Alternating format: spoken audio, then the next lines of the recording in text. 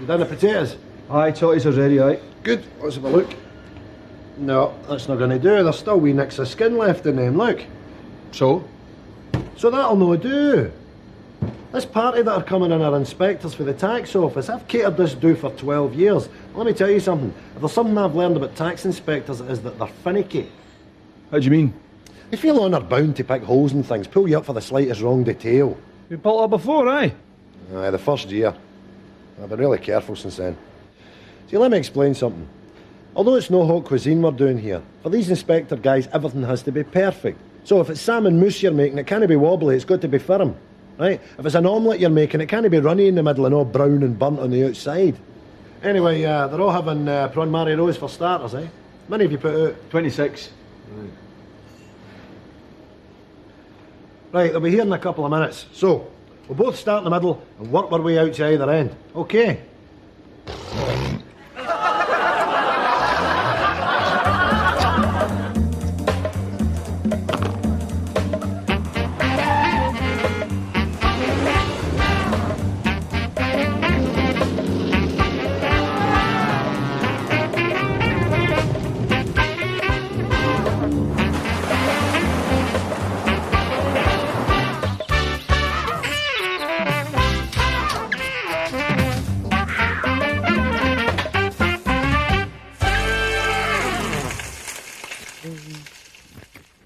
Oh, hi there. Hi there.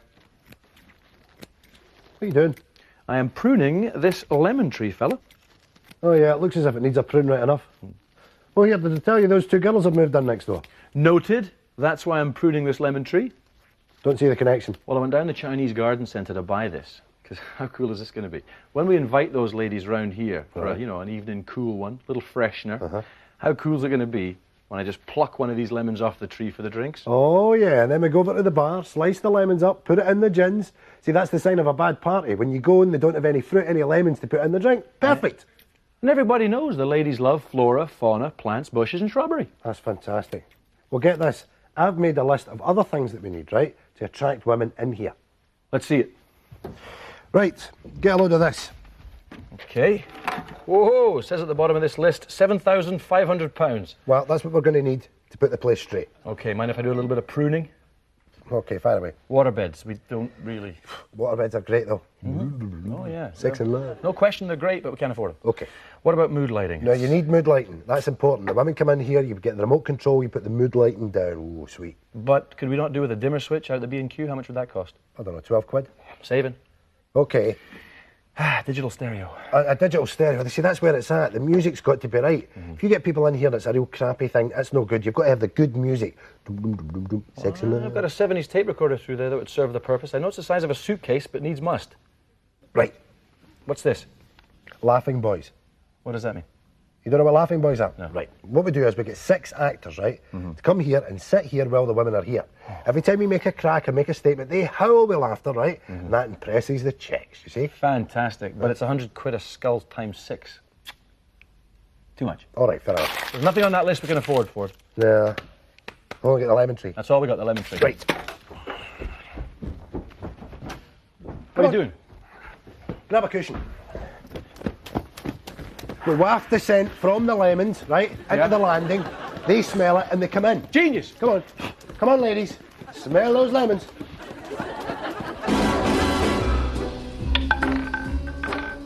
$17 black.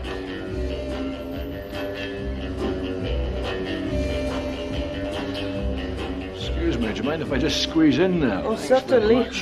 Sorry, mate. Sorry. Right, I'll have 50,000 on 14. 50,000 on 14.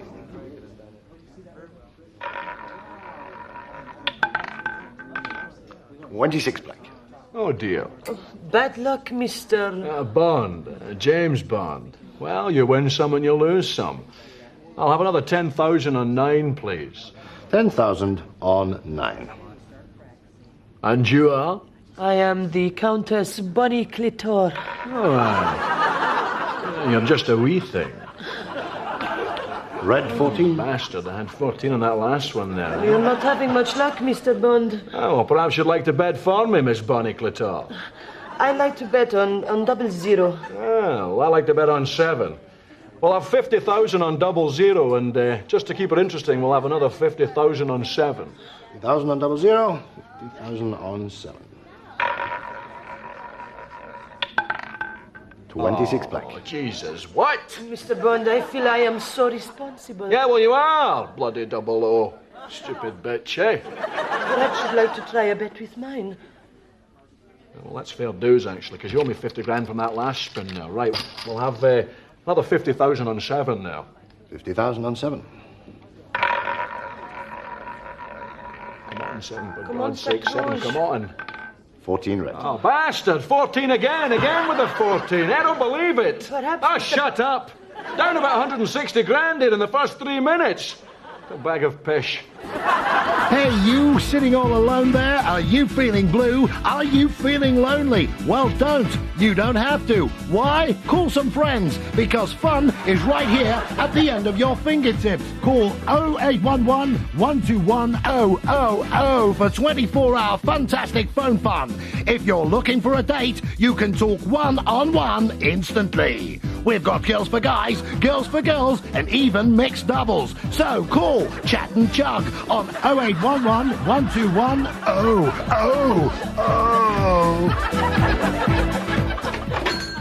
Hello, sir. Good evening.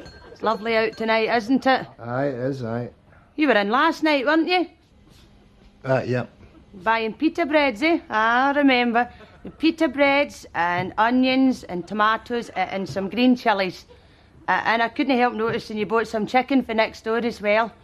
You making a curry, were you? Yeah, I was, yeah. Top piazza, was it? Thought so. Hope you'd turmeric in.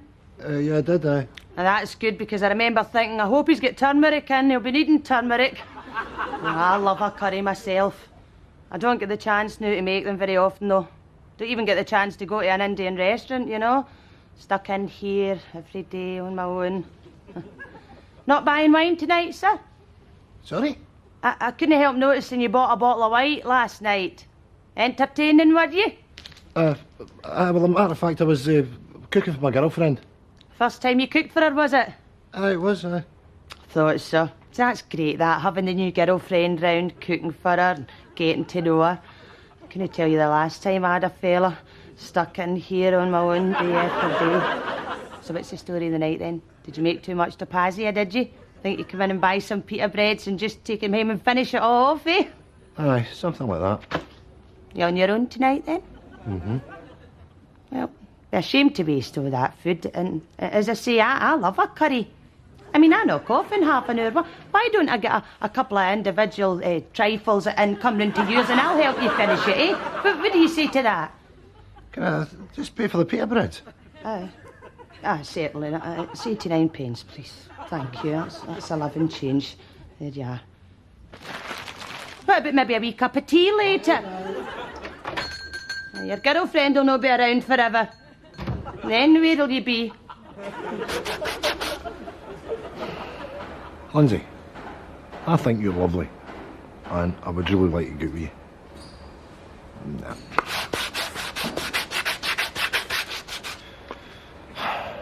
Lindsay, you've got a great body. I'd really like to, make love. Oh, I can... Lindsay, I was thinking there, do you like the dancing? So I like the dancing. Do you want to go to the dancing and then go for a curry or something like that? Nah, it's too heavy. Charlie!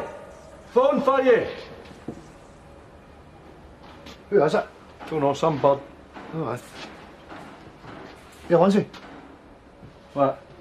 Fancy going for a curry tonight?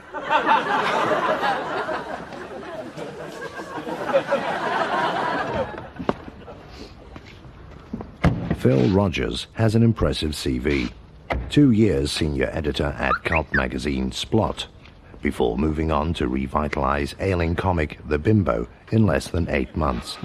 Now Phil reckons he has met his biggest challenge yet, becoming editor-in-chief of the children's comic book The Crackle. In just 5 years, The Crackle's circulation has dropped dramatically from 3 million copies to just 250,000 per issue.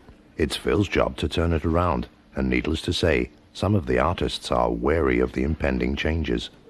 Well, I started 29 years ago. Mr. McIntyre himself started me. He gave me the job. That's when he was still living, of course. And I created... I actually created Handy Ted. Originally, it was going to be called Fix It Fred, but, well, as fate would have it, you know, it turned out to be Handy Ted. And, hey! So, anyway, it's been the most popular character in the Crackle. In fact, he's been front page Ted for 900 issues. And for that single fact, I'm very proud. I really am. Very proud indeed. Phil calls a meeting. Right. First up, we're killing Handy Ted. Hey? Oh, my. Oh, no, I didn't hear that. I did not hear that, eh? Polly. You're the killing Handy Ted. Right. Can anybody tell me what is wrong with this? Eddie's 11. There's nothing wrong with that. Look at the manager. He's wearing flares, for Christ's sakes. And as for his teammates, look at their haircuts. They look like they're Bay City Rollers. And Eddie Lyons, the star player, he's driving around in a car that looks like a Vauxhall Viva. And what's the storyline, eh? Eddie can't play because he'd lost his boots? That could happen. Eddie would have a Nike sponsorship. There'd be 1,000 pair of boots in there. Changes, gentlemen. You don't like them, you know where the door is. Fear has descended over the cartoonists. They struggle to come to terms with Phil's new modern image. Well, I've got a few ideas. This one here is Peter's Pumpkin. Now, that's about a wee boy, Peter, and he befriends a magic garbage, isn't it? A month later, the artists meet with Phil. It's make or break time, and tension is at an all-time high. For some of the artists know this is their last chance to save their jobs. Right, Willie, you're up first. What you got? Nettie on the internet. That's what I've come up with. Now, she's an orphan. She's got no mother or father, but anyway, she's been given this present of a computer for her birthday, you see. I like it so far. Go on. Right, well, she travels about the internet. Like that, you see, because you can see it all, you know, because she's in amongst it, you know, and she's got her internet chums, and she has adventures with them and that sort of thing, you know. How do you mean? Well, she flies, she can fly, you see, flies in amongst the... It's a modern computer, you see, so it's got all the internets and all that sort of thing inside it. You don't know what you're talking about, do you? Let me show you this. This is Peter's Magic Pumpkin. You know, there's a magicness about it. Oh. Clear your desk out, mate. You're finished. You know, let's go down. The new edition of The Crackle hits the streets with all the new characters, but circulation figures are in freefall and an angry mob are baying for blood. Now it's Phil's turn to feel the heat.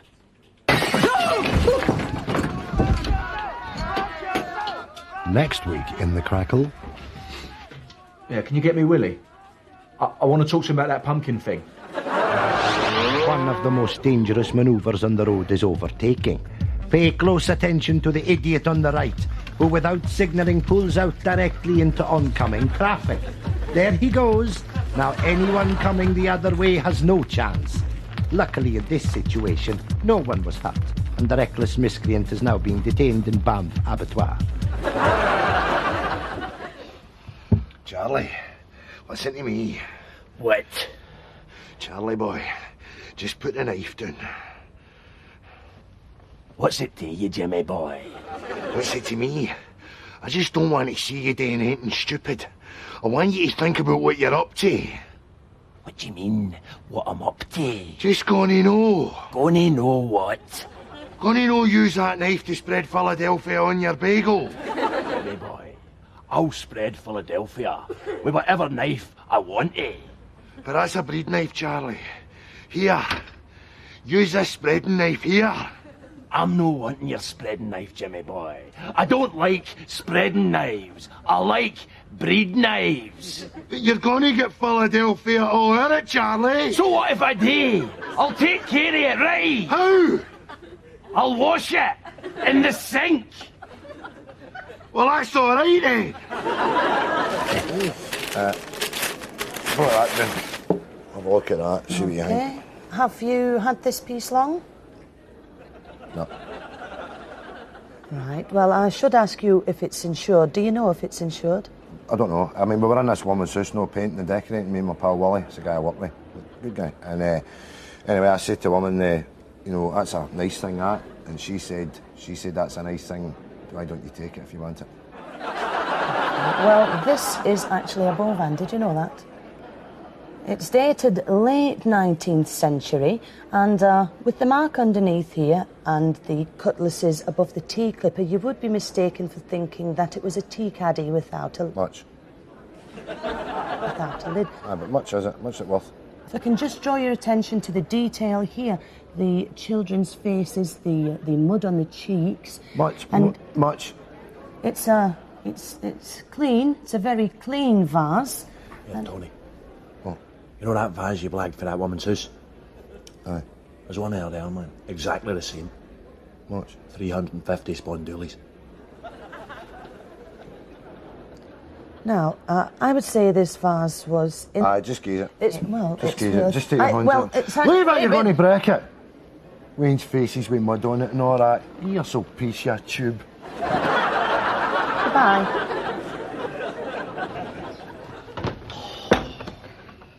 Oh, James, I'm sorry I'm late. Oh, Gary, at last. I'm sitting here all on my Jack Jones and thought you were giving me a pure rubber diggy. Oh, you dancer. Oh, I was running a hint myself. Had to get a taxi. A Joseph K. Baxi. Oh, the very same. What a hoot. Oh, and the taxi driver. Well, what a Glasgow man. A Glasgow Jimmy. Full of the banter. Non-stop. Sitting in the back there, I could hardly make a word out. But the ebb and flow of his phrasing was absolutely delightful. Well, that's your taxi patter for you. Aye. Well, the general thrust of it was fit bar, the Rangers and the Celtic. Ah, the Glasgow fit boy, the Blues versus the Greens. Tell me, Gary, which was he? A dandy Ranger or a battling Celtic? Well, James, that I couldn't tell, but he was very, very nice indeed. At one point, he called me his honey. No. Oh, I tried to tip him, but he just threw it back and said, keep it, hon. Ah, the famous taxi banter of the Glasgow Jimmy. The main thing is that the script is cracking and everybody's bursting to get started, you know, and you can't ask for more than that. Hello there. Hello. Aye, I was just across there in Marks and Spencer's getting myself a sweater. I burnt my gudgeon. And I came out and I said, that's definitely him. I'll come across and say hello. I'm sorry, mate. Ronald Villiers. Ronald Villiers, still nothing. Would he come and pump? Oh, you auditioned for us. That's right. Oh, That's smashing. right. That's great. That's great. What is it you want? You want directions or something? No, that's not the thing. You see, to let you understand, you see, my phone's out of order. Right. Now, if you've been calling me to maybe let me know how I get on, I wouldn't be able to take that call because, as I say, my phone's not working. Right, well, I'll tell you what, right? Why don't you give your agent a call, yeah? Right. Give your agent a call and No, maybe... I could just interrupt you there a wee minute. See, if my agent's trying to phone me, this is the thing, he would need to send me a letter, which would take too long. See, he can't get through because my phone's not working. That's why I thought I'd come over and see how I get on. Well, we're actually just heading back to the office. Aye. Yeah. Well, you see, the thing is, you'll remember I was in for the James Woods things where I played the goon. Oh, yeah, the thug, yeah. That line, who do you think you're talking to, you monkey, remember? Ronald, we're just heading back to the office now, yeah, mate? Do you want me to come with you and we'll get No, it's, you see, it's... I don't have my sheet with me, my call sheet, and it tells me who's got what and who's doing what. Well, so I can't say to you one way or the other, mate. I mean, maybe this is the answer, right? Well, see, the thing is, I'm going to my pals this afternoon, a friend of mine, between 12 and 2, and I'll be there, and you could give me a phone there, you know. Yeah, all right, I'll call you there. I don't know the number. Have you got a pen? I could get it. I could get it off your agent. Oh, have you got a pen on you? I don't, mate. I don't. I'll get you a pen. No, listen, I'll get it off your agent, yeah? Is it Widdicombe and... Widdicombe and Pump. Listen, yeah. Wait, why don't I do the line again? No, mate, there's no need for that. Who do you think you're talking to, you monkey? Who do you think you're talking to, you monkey? Remember you said to David Menace? Who do you think you're talking to, you monkey? Who do you think you're... The number's 01 for... Who do you think you're talking to, you monkey? Yeah, hold the plums there, mate. No, the plums. Might get a third one. Maybe even a nudge. Ah, bad luck, mate. Bad luck. Have you got no money of your own to gamble with?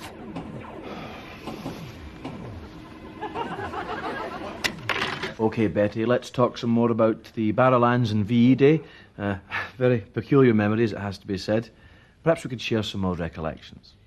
Well, the thing that really sticks out in my mind is the bombings, you know, and or the blackouts and what have you. Yes, the blackouts, Betty. Tell us about them. Well, even the gas mantles and the clothes had to be put out.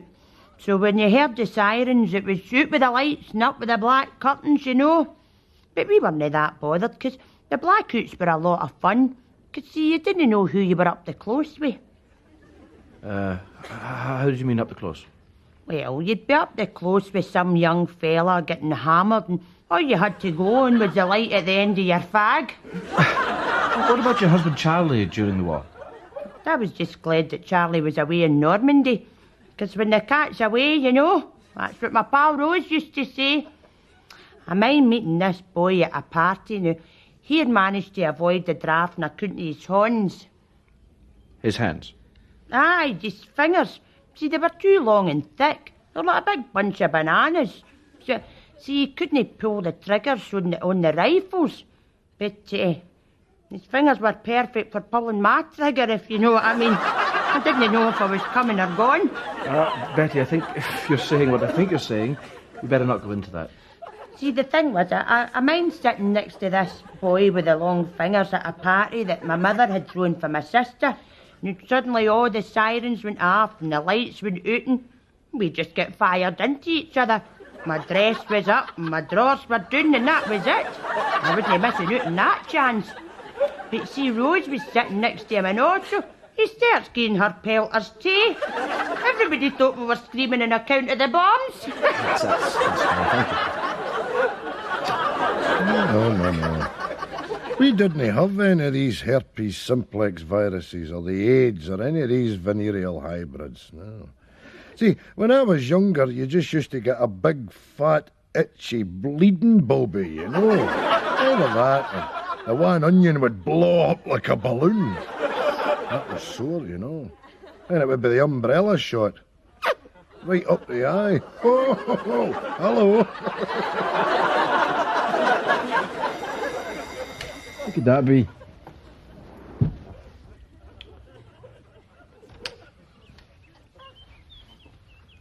Hello? Hello there, it's Dr. Chambers here from the DSS.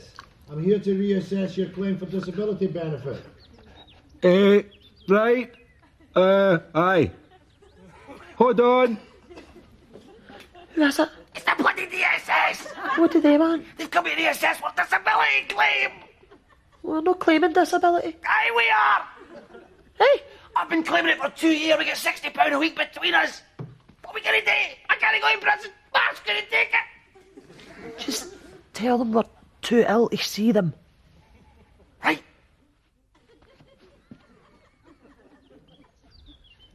You can't come in. We're no well. Well, I'm afraid I'm going to have to. I have to examine you both. Otherwise, you forfeit all your benefits automatically. What? What? Look, it's a new policy. I don't make the rules. Hold on. He says we'll lose our benefits if we don't let him in to examine us. Captain, we'll just have to let him in. There's nothing wrong with us. We'll get done. Well, what did you put down the claim form? Hey, you can walk, and I've got a permanent groin strain. Right, come here. Oh, is it? Oh! Oh! You stupid bitch! What'd you do that for? Here, you do me. Come on. Right. Let's go.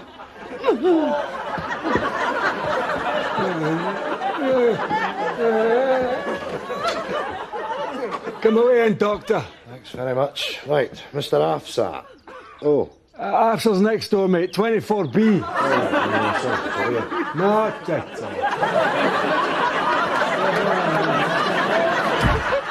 And remember to bear in mind, of course, that these are semi-precious gems, hence the price of £49.99. What a disgusting bracelet. Plus £3.95 post and package. OK, now what we're going to look at next is something really special indeed. It's the ladies' tennis bracelet. 52 diamond air stones, all set in beautiful, lustrous Your 9 flies carat open, gold. Richard.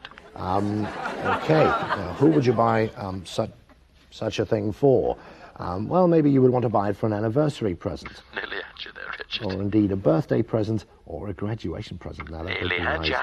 No, you didn't see this earlier on in the programme, because this is the first time for the tennis bracelet on QSC at a price of £125.99 with an order number of 506209. Now, it's not. I'm not doing it any favours by draping it over the back of my stubby old hand. You really ought to see it on the beautiful Paula. I'll get you before the break. Sure. To please anyone indeed that you buy this thing for. You know the girl that presents the makeup hour? Truly lovely, I think you'll agree. Take one more look. Her name's This Liz. Well, this beautiful morning she got a new contract, Richard. tennis, bracelet. Call now if you want to order this thing, and this soon could be gracing the wrist of your She's on £5 more than you. bitch. Now the earrings. Let's have a look at them. Later tonight, our season of Tartan Briefs continues with The Muthi.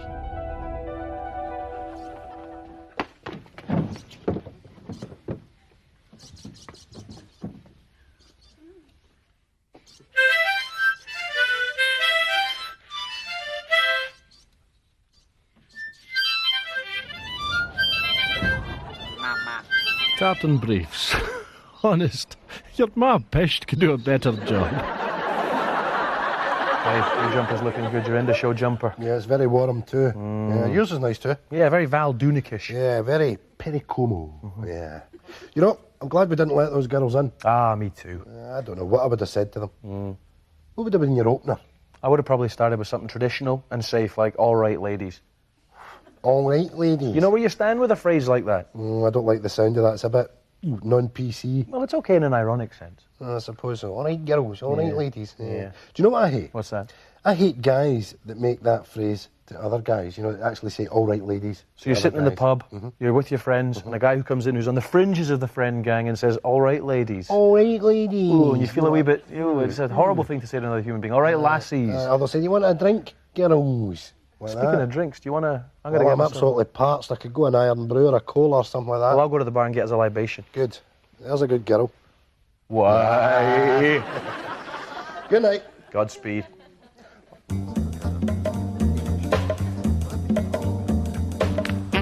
Cheers, squat. Diamonds are forever. They are all I need to please me. They can stimulate and tease me. They won't leave in the night. Have no fear that they might.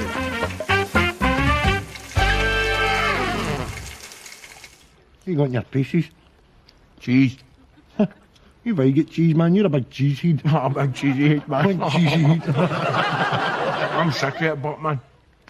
Well, who makes them up? Me.